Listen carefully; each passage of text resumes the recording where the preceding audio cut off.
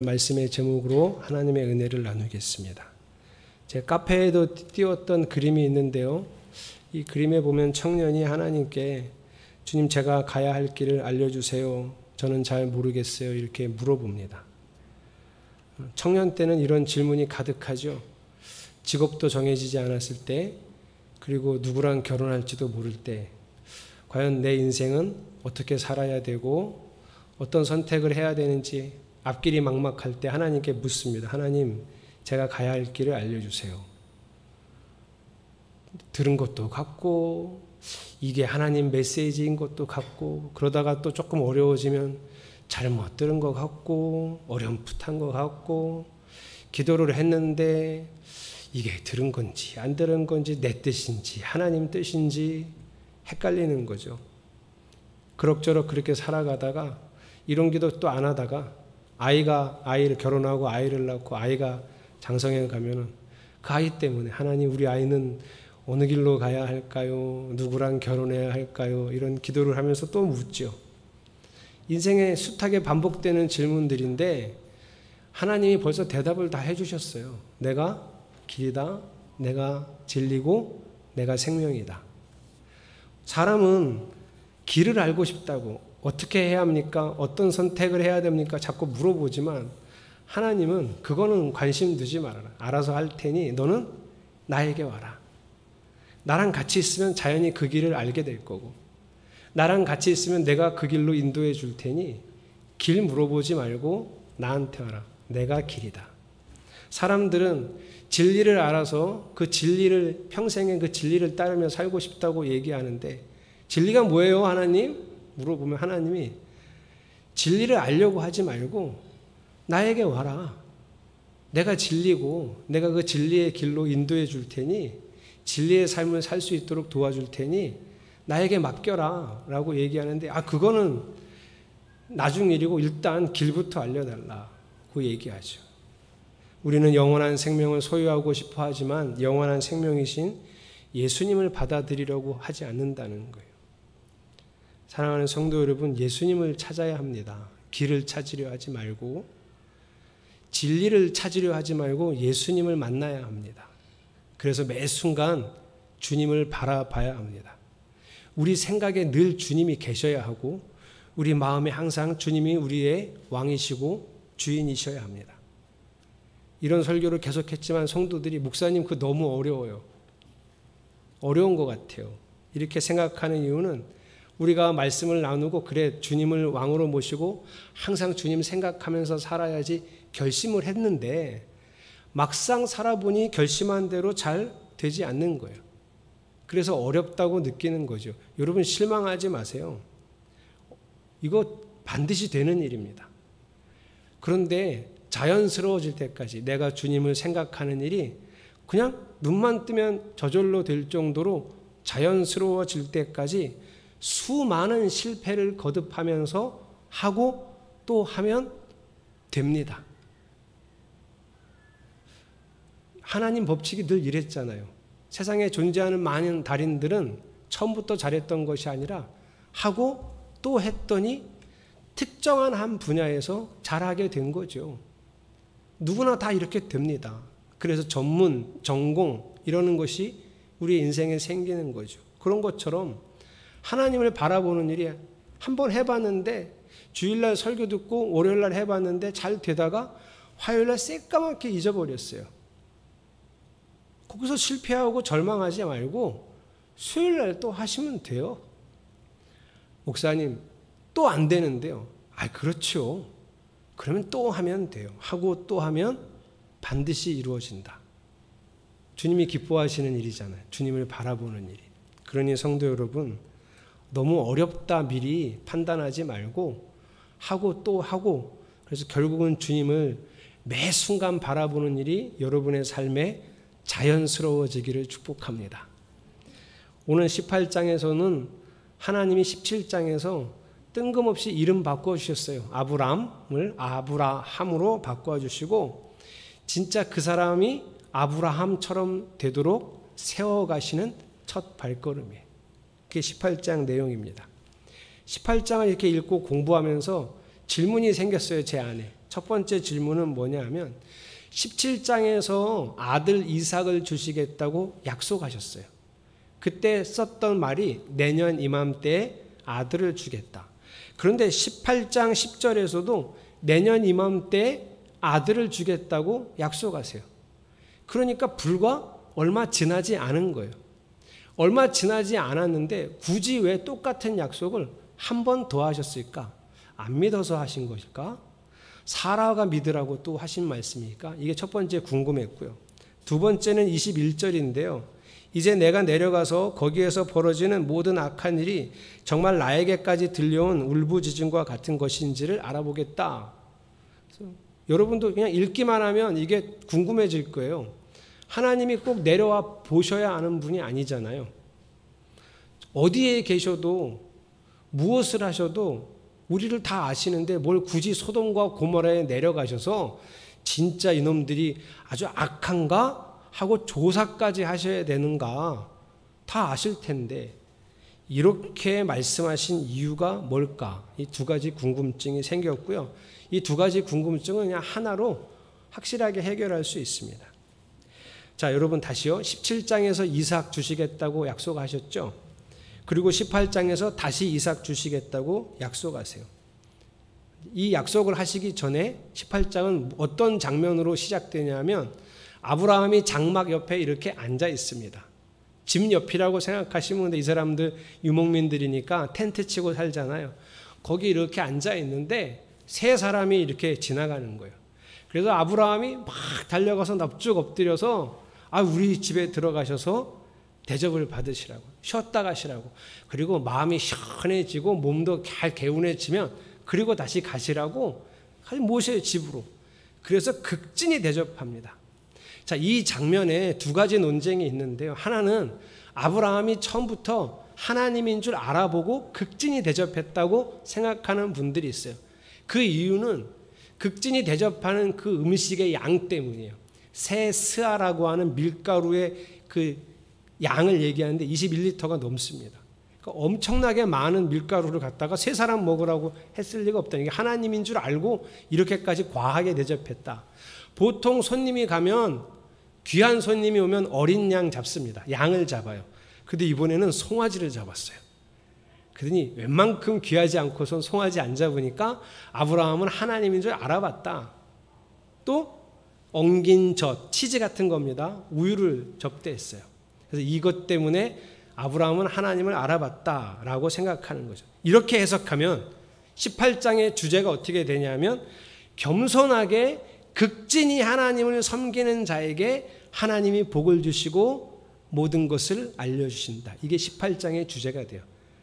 우리는 어떻게 되죠? 18장을 읽고는 하나님을 극진히 대접하는 사람이 되죠. 과하게 대접하는 사람이 되어야 되는 거죠. 그러나 저는 18장을 그렇게 해석하지 않습니다. 아브라함은 처음부터 하나님을 알아보지 못했어요. 세 사람이 왔고요. 처음에는 그냥 대접한 거예요. 왜냐하면 이 사람이 베두인이거든요. 유목민이에요. 유목민은 광야에서 막 떠돌면서 가축을 치기 때문에 자기도 언젠가 위험을 당할 수 있다는 생각을 가지고 있어서 그 광야에서 누군가를 만나면 극진히 대접하는 것이 베두인들의 풍습입니다. 언제까지 극진히 대접하냐면 3일 동안. 3일 동안 그냥 자기 장막에 먹고 자고 충분히 대접을 하고요. 그래도 얘가 안 가. 갈 생각이 없어. 그러면 4일째는 같이 털이나 깎을래요? 일을 좀 시켜요. 이거 언제까지 일 조금 시키면서 극진히 대접하냐면 열흘까지. 열흘이 지나도 가지도 않고 뭐도 잘 안 하고 그러면 이제 좀 가지요. 이렇게.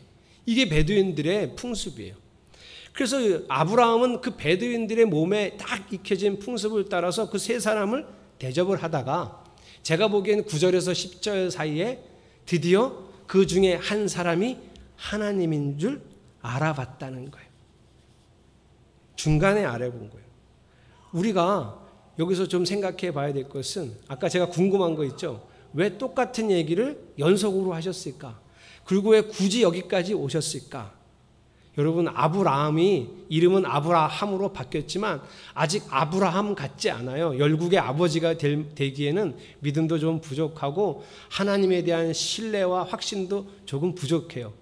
그래서 이번에는 이름도 바뀌어 주신 김에 아예 사람의 모습을 입고 나타나셨어요. 처음에 17장에서 사라를 통해 아들을 주시겠다고 약속하실 때는 어떻게 약속하셨을까? 우리가 상상해 보면 환상을 보여주셨거나 음성을 들려주셨을 거예요. 그것도 아브라함만 들리는 음성으로. 환상과 환청이라고도 할 수 있는데, 환청은 좀 믿음에 맞지 않는 말이라서 제가 쓰기가 좀 그렇고요. 어쨌든 그런 식으로 알려주셨다면 18장에서는 사람으로 이렇게 나타나셔서 사람의 성대를 이용하시고 사람의 울림통을 이용하셔서 하나님의 목소리를 새로 만들어서 아브라함 귀에 들려주고, 하나님이 말을 하실 때 얼굴 표정이 막 나오겠죠. 우리도 여러분 누군가의 이야기를 들을 때 소리도 듣지만 소리와 함께 우리가 뭘 잘 듣냐면 사람 표정을 보고 그 사람의 마음을 듣잖아요. 그런 것처럼 하나님의 표정을 보게 하신 거죠. 하나님의 소리를 듣게 하신 거예요. 그리고 다시 약속하세요. 내년 이맘때 사라를 통해 아들 이삭을 주겠다. 사라는 웃었어요. 그 소리를 듣고. 장막 뒤에 숨어서 듣고 웃었어요. 아브라함은 절대 웃지 않았어요. 확실하게 믿은 거예요. 왜요? 지난번에는 환상으로 보고 지금은 눈으로 봤어요. 귀로 들었어요. 하나님을 만났어요. 이러시려고 오신 거예요. 아브라함이 되게 하시려고. 하란에서 여기까지 왔잖아요. 하나님 그 음성만 듣고 모든 걸 포기하고 이 가나안 땅까지 왔어요. 수많은 일들을 겪으면서 그래도 믿음이 나락으로 떨어졌다가도 하나님이 뭔가 보여주시고 말씀만 하시면 다시 자기를 일으켜서 하나님을 따랐잖아요. 이번에는 확실하게 못 박아주시는 거예요. 이분이 하나님이에요. 여러분 뭐 그냥 보고도 아시죠? 안 보고도 아시죠? 근데 굳이 왜 오셨다고요? 하나님이 사람의 몸을 입고 와서 아브라함에게 목소리 들려주고 표정 보여주고 몸짓 행동 보여주고 아브라함에게 전하실 게 있어요. 17절을 한번 읽어볼까요? 시작. 아이고 너무 빨리 했구나. 시작.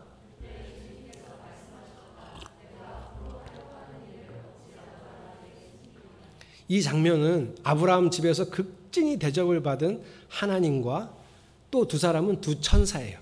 이 세 사람이 이제 가겠다 했더니 아브라함이 끝까지 배웅을 나올 때 하나님이 하신 말씀이에요. 네 사람 있을 때.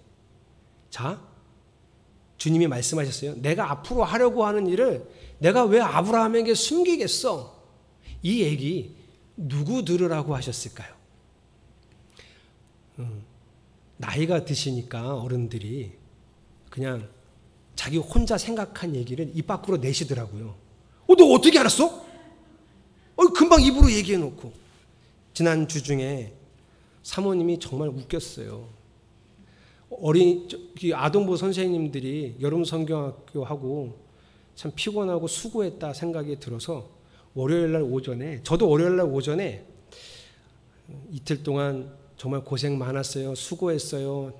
잘 쉬었나요? 물어보고 싶은데 이거 오전에 남기면 그중에 몇 사람은 아직까지 잘 것 같아서 이건 남길까? 오후에 남길까? 이러고 있었는데 사모님이 오전에 탁 남겼더라고요. 잘 쉬셨나요? 수고했어요. 이러고 남겼더라고요. 그러더니 갑자기 오후에 나는 생각만 했는데 누가 여기다가 글을 남겼지? 이러는 거예요. 자기가 남겼을 거 아니에요. 자기가 글을 남겼을 텐데 자기는 분명히 생각만 했대요. 그리고 저처럼 선생님들이 잘지 모르니까 오후에 남겨야 되겠다. 자기는 분명히 생각만 했는데 어떻게 카톡에 자기 생각이 입력이 됐냐는 거예요. 진짜 이해할 수가 없어요. 여러분, 하나님은 혹시 그러신 걸까요? 이거 누구 들으라고 하신 말씀일까요? 내가 하려고 하는 일을 어찌 아브라함에게는 숨기랴? 이거 누구 들으라고 했을까요? 아브라함이에요. 천사는요, 뭘 말을 해야 압니까? 천사는 하나님의 생각을 읽을 수도 있을 텐데 굳이 독백, 나이 드셨나요? 하나님도 독백으로 하지 않으셔도 되는 일이에요. 근데 아브라함 들으라고 하신 말씀이에요. 나는 이제 너한테 내 계획을 다 얘기해 줄 거야. 왜? 너는 아브라함이잖아. 이걸 알려주시는 거예요. 그 덧붙여 주신 말씀은 정말 더 놀랍습니다. 18절에 보면 아브라함은 반드시 크고 강한 나라를 이룰 것이며 땅 위에 있는 나라마다 그로 말미암아 복을 받게 될 것이다. 이게 원래 하나님의 계획이잖아요. 19절은 같이 읽어볼까요? 시작. 내가 아브라함을 선택한 것은 그가 자식들과 자손을 잘 가르쳐서 나에게 순종하게 하고 옳고 바른 일을 하도록 가르치라는 뜻에서 한 것이다. 그의 자손이 아브라함에게 배운 대로 하면 나는 아브라함에게 약속한 대로 다 이루어 주겠다. 여러분 이 장면을 생각해 보세요. 지금 넷이 있어요. 하나님, 아브라함, 두 천사. 근데 이 얘기를 아브라함 옆에다 두고 두 천사한테 내가 아브라함을 선택한 것은 이러고 얘기했다고 생각해 보세요. 얼마나 아브라함이 뻘쭘할지. 이거 천사 들으라고 한 말이 아니라는 얘기예요. 아브라함 들으라고 한 말이에요. 내가 너를 왜 선택했는지 아니? 나는 이제 너한테 아무것도 숨기지 않을 거고 나는 너를 통해 이 계획을 이루어낼 거다. 이걸 어떻게? 사람의 성대를 사용하셔서 사람의 울림통을 사용하시고 이 말을 할 때 하나님 표정이 어땠을까요? 막 기대가 가득한 표정으로 아브라함에게 이 얘기를 하실 때 아브라함은 뭘 느꼈을까요? 내가 진짜 아브라함이 되어야 되겠구나. 이분을 믿고 이분과 함께 아브라함이 되어야 되겠구나. 이렇게 느끼지 않았을까요? 그래서 그런지 22절 보면 이제 천사 둘이 먼저 떠납니다. 소돔과 고모라로 천사 둘은 떠나고 아브라함과 주님이 단 둘이 남습니다. 그때 23절 아브라함이 주님께 가까이 갑니다. 더 가까워지는 거예요. 하나님과. 왜요? 하나님이 이렇게까지 하시니까 마음이 너무 좋고 하나님을 더욱 신뢰하게 돼서 가까이 가요. 가까이 가서 뭐라 그러는지 한번 보세요. 주님께서 의인을 기어이 악인과 함께 쓸어버리시렵니까? 이게 무슨 소리냐면 하나님이 그러시면 안 되는 거 아니에요? 우리 중에 이렇게 말할 수 있는 사람. 하나님이 그러시면 안 되는 거 아니에요? 뭐 하나님이 내 소리를 듣긴 하지만 그래도 뭐 조금 멀리 계시다 생각하면 우리도 할 수 있어요. 그죠? 근데 바로 앞에 하나님이 내 눈에 보이도록 하나님이 계세요. 하실 수 있는 사람. 입도 뻥끗 못할 거예요. 우리는 납작 엎드려서 그냥 시키는 대로 할 거예요. 하나님이 눈에 보이면. 지금 아브라함 보세요. 하나님이 의인을 악인과 함께 죽이면 되는 겁니까? 물어봐요. 근데 더 놀라운 건 하나님이에요. 연이어 뭐라고 물어보냐면 하나님 그 성에 의로운 사람이 50명 있으면 어떻게 하실 건데요? 하나님이 그러면 내가 내 계획을 바꿔서 소돔과 고모라를 멸망시키지 않을게 약속을 하세요. 생각을 바꾸신 거예요. 계획을 바꾸신 거예요. 지금 아브라함하고 하나님하고 뭐 하고 있어요? 협상하고 있어요. 이럴 수 있는 사람이 없어요. 더 놀라운 건 이 숫자를 이제 줄여간다는 거예요. 아브라함이. 처음엔 50명인데 그래 50명 있으면 내가 멸망 안 시킬게. 45명? 그래 45명. 40은? 30? 20? 하나님 너무 화내지 마요. 10명. 그래 10명만 있어도 내가 멸망시키지 않을게. 이게 18장 내용의 전부입니다. 왜 이렇게까지 하셨을까요? 왜 사람이 되어 오셨고 왜 직접 내려와서 봐야 된다고 말을 하셨을까요? 다 아브라함 들으라고 한 거예요. 사람의 성대와 사람의 울림통과 사람의 표정을 다 사용하셔서 아브라함에게 하나님의 확실한 메시지를 확고하게 심어주기 위해서 사람이 되셨어요. 하나님이 아브라함을 아브라함 되게 하시려고 하신 노력들을 오늘 여러분들이 18장에서 보신 거예요. 이 노력을 우리에게는 안 하십니까? 그냥 죄의 백성 된 사람들을 하나님 백성이 되게 하시려는 그 노력을 우리에게는 안 하시겠냐고요. 당연히 하시죠. 그래서 사람의 몸을 입고 이 땅에 오셨습니다. 십자가에서 죽으시고 우리를 속량하셨죠. 속량 아시죠? 속량은 내 몸값을 지불하고 소유권을 얻었다는 거예요. 죄의 종이었던 우리의 몸값을 지불하고 하나님의 소유의 소유권을 얻으신 거예요. 거기서 그치지 않고 부활하셨어요. 죄의 종으로 살던 옛사람이 아니라 이제는 하나님의 백성인 하나님의 새 사람이 되도록 부활로서 우리에게 먼저 본이 되셨어요. 여기서도 그치지 않고 우리 안에까지 오셔서 우리를 다스리겠다고 하셨어요. 그렇죠, 여러분. 하나님이 아브라함만 찾아가신 게 아니에요. 우리를 찾아오셨어요. 아브라함 때는 하나님이 저기 계세요. 그래서 하나님을 불러야 하나님이 와요. 하나님을 찾아야 하나님이 와요. 그래서 이사야 선지자는 이렇게 얘기했어요. 가까이 계실 때 그를 부르라. 만날 만한 때에 그를 찾으라. 아무나 찾는다고 또 언제나 찾는다고 하나님을 만날 수 있는 게 아니었기 때문이에요. 멀리 계시면 안 오세요. 가까이 계실 때 부르라고 이야기하는 거예요. 그러나 우리는 달라요. 우리는 하나님이 여기 오셨어요. 그러니 여러분, 처음 말씀드린 것처럼 주님을 찾고자 하고 주님을 만나고자 하고 잘 안 되지만 하고 또 하면 반드시 만날 수 있는 시대가 성령의 시대입니다. 그러니 여러분, 하나님을 찾고 만나는 일을 삶의 우선순위에 두시기를 축복합니다. 목사님 어떻게 만납니까? 어떻게 하나님을 찾고 어떻게 하나님을 생각합니까? 어려운 거 아니에요. 그냥 생각하시면 돼요. 하나님을 바라보시면 돼요. 매 순간 하나님을 떠올리시면 돼요. 그런데 이게 언제까지 해야 되냐면 자연스럽게 그렇게 될 때까지. 눈만 뜨면 하나님이 탁 생각날 때까지. 밥을 먹을 때도 하나님부터 생각날 때까지. 일과를 할 때도 하나님이 먼저 떠오를 때까지 자연스럽게 질 때까지 하시면 돼요. 그런데 제가 이렇게 본문을 마지막으로 정리하고 설교 마무리를 하려고 수요일쯤에 이제 이렇게 정리하고 메시지 이렇게 전하면 되겠다 하고 성경을 이제 다 메시지를 이제 개요를 다 만들어 놓고 성경을 읽고 있는데 다시 읽다 보니 한 구절 때문에 마음이 좀 무거워졌어요. 19절입니다. 한 번만 같이 더 읽어보겠습니다. 시작.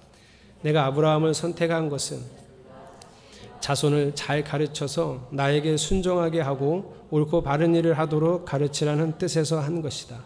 그의 자손이 아브라함에게 배운 대로 하면 나는 아브라함에게 약속한 대로 다 이루어 주겠다. 아멘. 하나님은 저와 아내에게 3명의 아이를 주셨습니다. 제가 처음 철원 갔을 때도 그렇고 처음 이평교회 왔을 때도 그렇고 교회가 재정적으로 아주 어려워서 충분히 아이들이 자랄 때 뒷받침해 주지 못했습니다. 그런데 아주 잘 자랐습니다.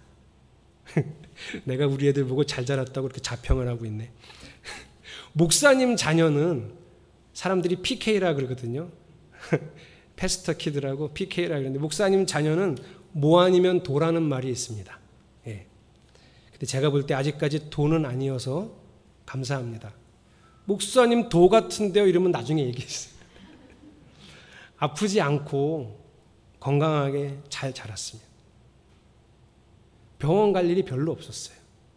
심지어 막내는 거의 가지 않았습니다. 병원에. 늘 아이들이 긍정적인 생각들을 마음에 품고 있습니다. 시험 보고 오면 잘 본 것만 얘기해요. 첫째나 둘째나 똑같습니다. 기말고사 보고 얼마 전에 기말고사 보고 와서 오늘 시험 2과목 봤는데 오늘 시험 잘 봤어. 기가 막혀. 아빠 내가 윤리를 얼마나 잘 봤는 줄 알아? 그날 다른 것도 봤거든요. 다른 거는 윤리 들어봐. 윤리 기가 막히게 잘 봤어. 그리고 방으로 들어가요. 딴 얘기하지 않습니다. 그늘지지도 않았고 움츠러들지도 않고 그 아이들하고 인간관계도 수월하게 잘 해나가니 저는 정말 부족한 게 없다라고 느껴질 정도입니다. 그런데 이 19절 말씀을 읽으면서 마음 한구석이 무거웠습니다.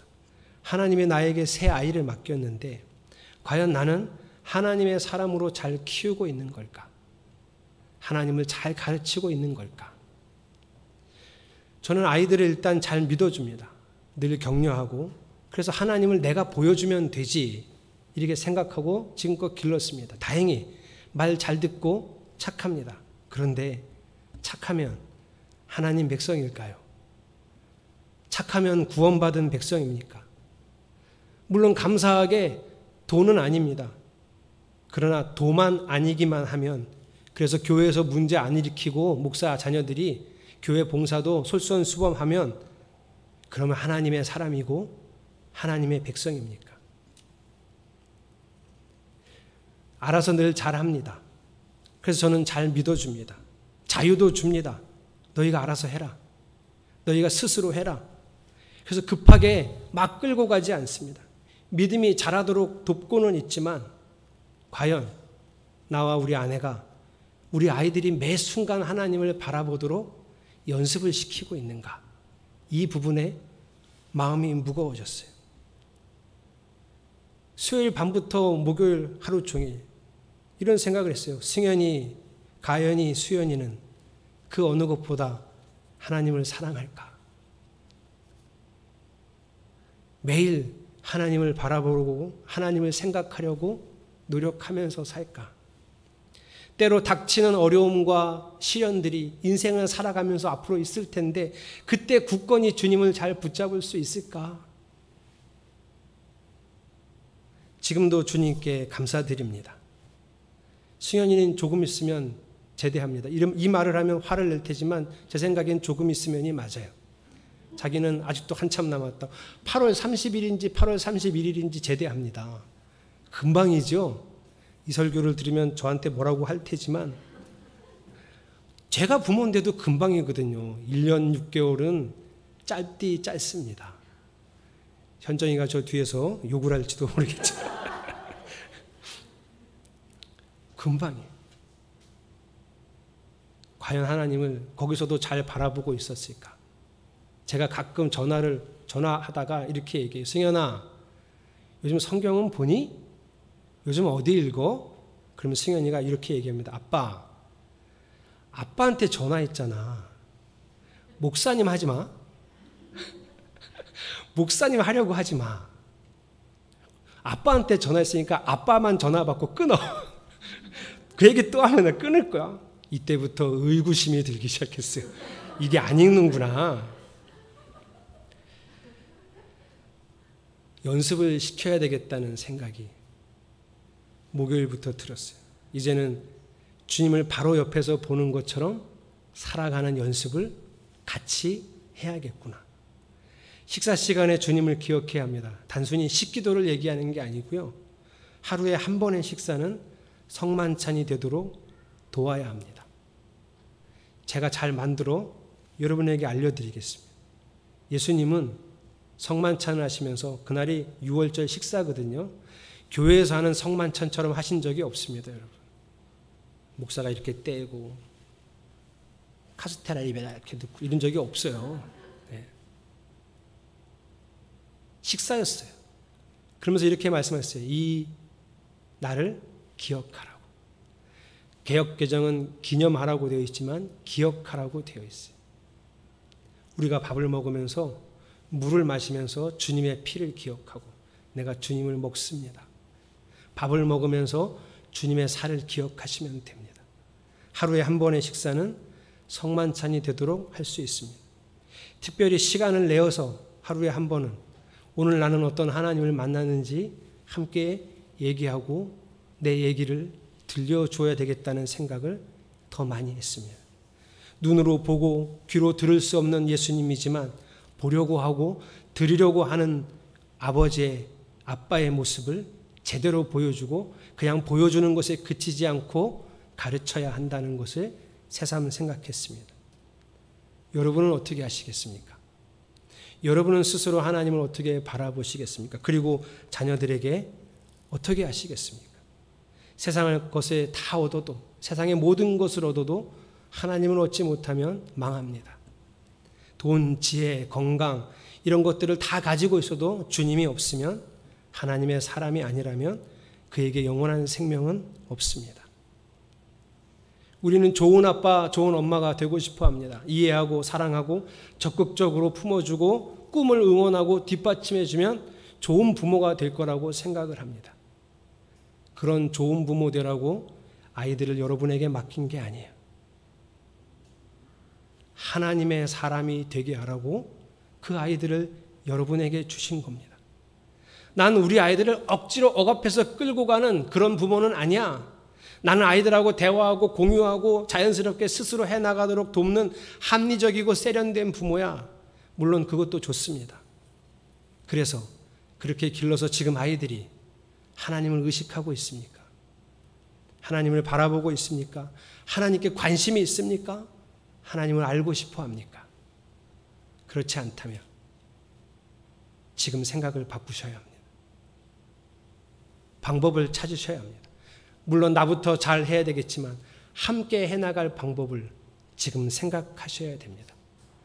목사님이 알려주세요. 그건 싫어요. 여러분이 찾으셔야 합니다.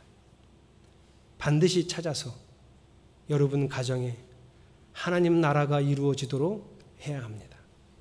그러니 하나님을 먼저 잘 바라봅시다. 매일 하나님이 알고 싶어서 성경을 펼칩시다. 눈만 뜨면 무엇이나 하기만 하면 생각 속에서도 오로지 예수 그리스도를 먼저 생각할 수 있는 습관이 되도록 하고 또 하고 될 때까지 계속하는 성도들 여러분의 노력과 애씀이 있기를 주님의 이름으로 축복합니다. 제가 오늘 두 곡의 찬양을 이어서 할 건데요. 하나님이 죄에서 우리를 사해 주셨습니다. 우리는 약하지만 주님은 강하십니다. 돌같은 내 마음도 녹여주실 것입니다. 주 앞에 바로 서게 하실 것입니다. 그 선하님이 우리를 감싸셔서 하나님이 하실 일을 기대하게 하실 것입니다. 주님은 언제나 우리와 함께 계셔서 우리의 하루하루는 매일매일이 새로울 것입니다. 이 마음을 품고 함께 찬양하겠습니다.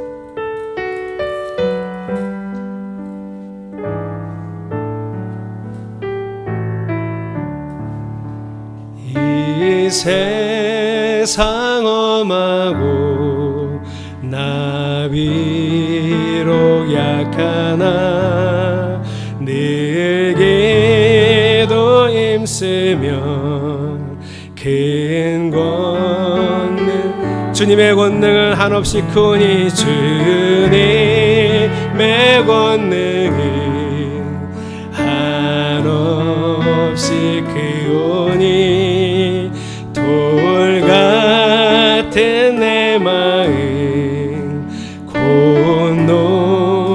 돌 같은 내 마음 곧 녹여주셔서 돌 같은 내 마음 곧 할렐루야 돌 같은 내 마음 돌 같은 내 마음 곧 녹여 주의 은혜로 대속받아서 주의 은혜로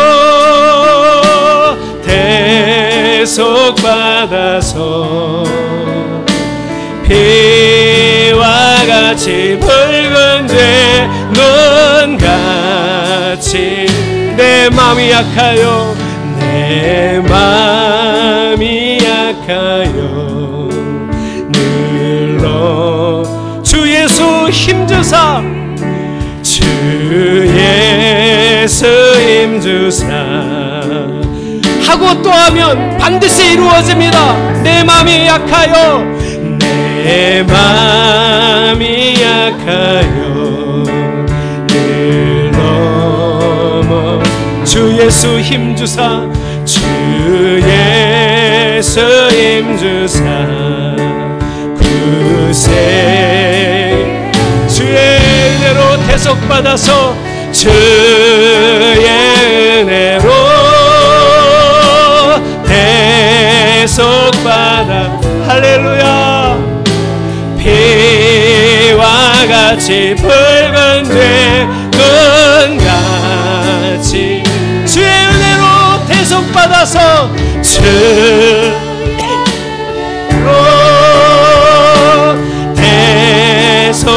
대속받아서 피와 같이 붉은 죄 눈같이 이겠네 죄사함 받은 후 새 사람 되어서 주 앞에 서는 날 늘 찬송하게. 주 앞에 서는 날, 주 앞에 서는 날 늘 찬송하겠네. 그 선한 힘이 우릴 감싸시니. 아멘. 믿음으로 일어나리 기대하네.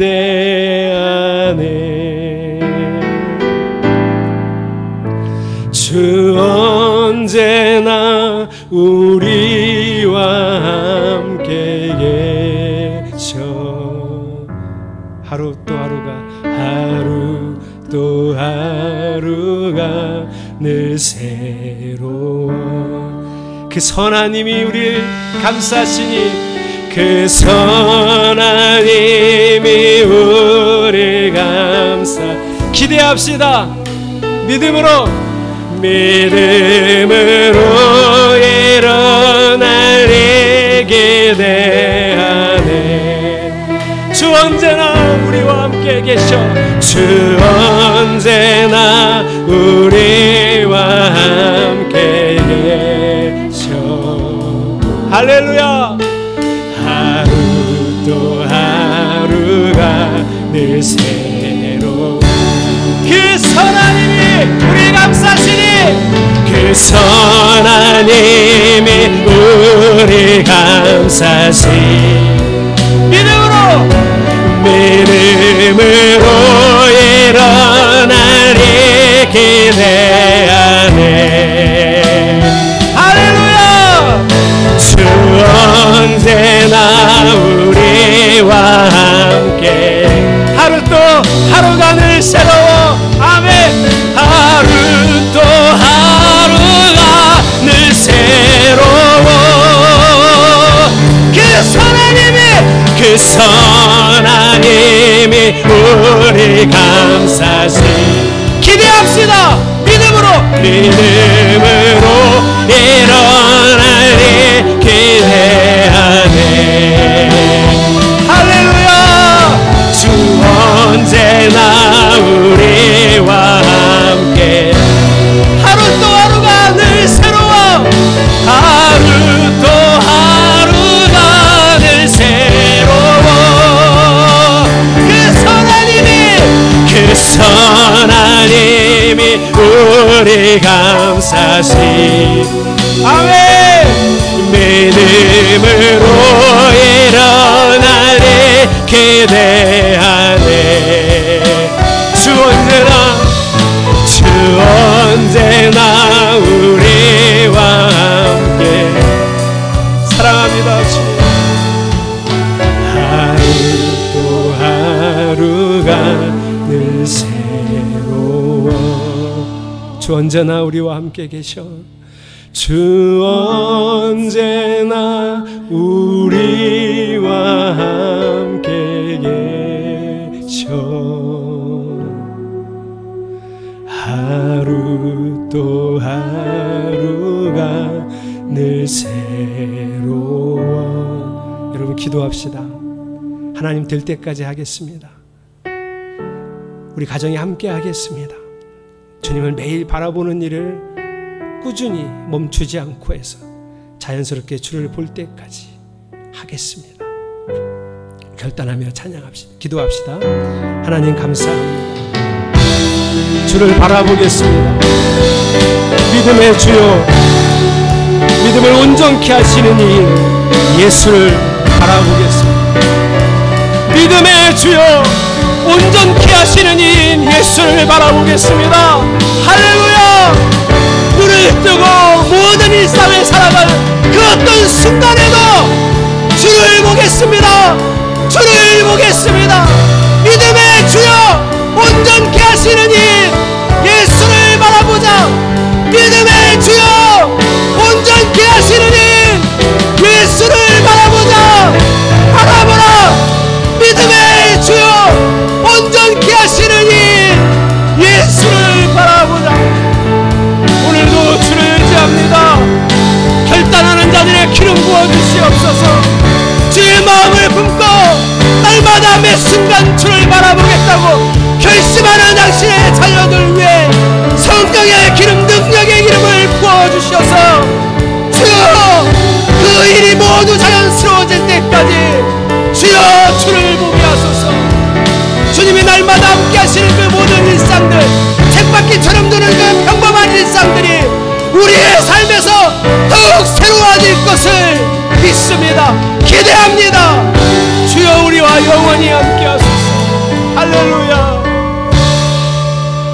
주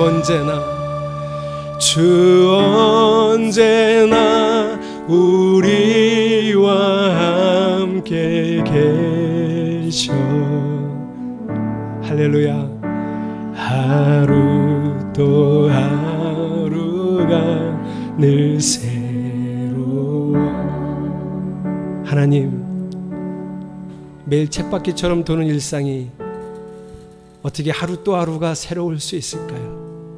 그러나 주님이 함께 하시니, 주님을 함께 바라보는 모든 영혼들은 그 새로운 하루를 경험할 수 있으리라 기대합니다. 믿음의 주인이시고 그 믿음을 온전케 하시는 이인 예수를 바라보겠습니다. 예수 그리스도의 이름으로 간절히 기도드렸습니다. 아멘. 봉헌하겠습니다.